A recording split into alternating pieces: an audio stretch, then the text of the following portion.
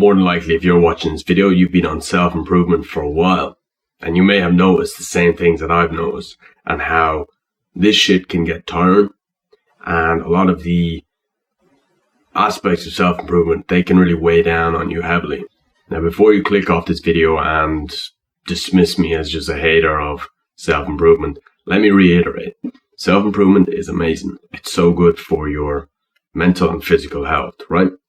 And if you're on this journey, you obviously have big goals. And then this self-improvement is going to help you achieve those goals. It gives your life some purpose, and also it gives your life some structure. So I'm not here to bash on it, but I'm just going to give you some of the things and kind of experiences that I have had with it, and some of the negative aspects that come along with this whole movement of self-improvement. So for me, I am now constantly aware of my weaknesses. Before, I was 100%, I was definitely aware of them. I'm quite an attentive person by nature, but now they've become like multiplied, or heightened, I should say. And I think this is like basically part of the process. The whole process of self-improvement is you have to be aware of your flaws and your weaknesses before you can really improve them, before you can really embody the opposite of those weaknesses.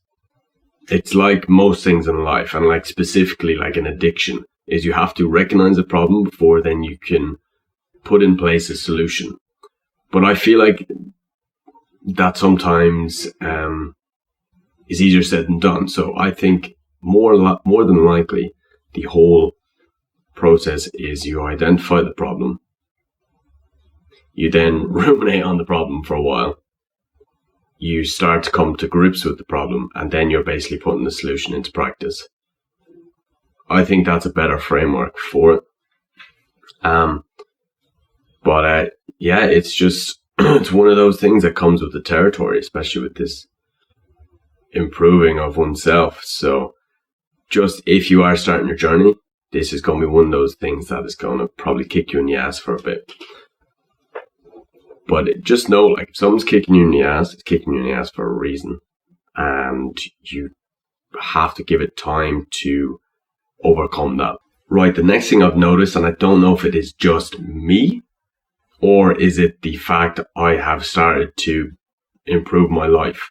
But for me, I can never switch off. So my brain is always in hyperactive mode. And what I mean by that is I can't really sit down and lay around idle for long without feeling like I need to be productive. And I'm okay with that. I'd rather be like that, you know, being constantly, I wouldn't say motivated, but constantly niggled every time with that thought of like, oh, I could be doing something better than this right now. So I'm happy I'm like this rather than someone who can sit around all day and just like binge watch something and they derive so much pleasure from that. I'm not taking a stab at them, but I'd rather be someone who will watch 20 minutes, 30 minutes something, and then I become so pretty kind of hard on myself, right? I've become hard on myself because I need to do something productive. I think it's going to stand to me in the long run. Another thing I have noticed is the end goal will often be elusive. So for me right now, I have multiple different long-term plans, right? And I have a few short-term ones as well. I think it's important that you have short-term plans. Otherwise, the long-term one is going to seem so distant, and so abstract that you might be able to put in place the steps needed to get there. You know what I mean? So I think you do need short-term ones. But because I have so many different goals now, it's hard for me then to become really excited once I achieve one of those goals. So like, because I have that many, the minute I achieve the goal of one of them, I still have all these other things to juggle, things to improve on. So it's like, it's never ending, right?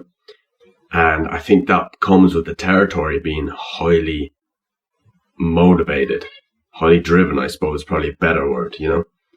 Because I'm not always motivated. I'm probably the least motivated person in the world most of the time. I'm like very weak-minded, and I know that.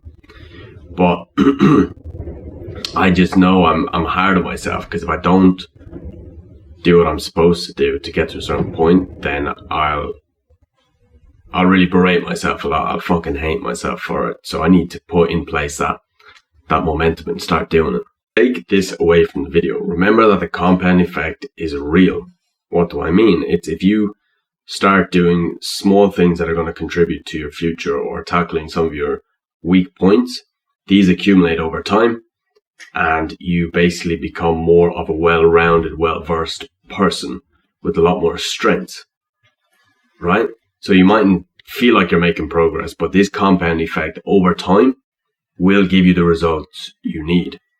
So, you know, start doing things that are kind of difficult, maybe taking a cold shower, going out running, hitting the gym, doing all the stuff that gets you in that frame of mind of overcoming an obstacle.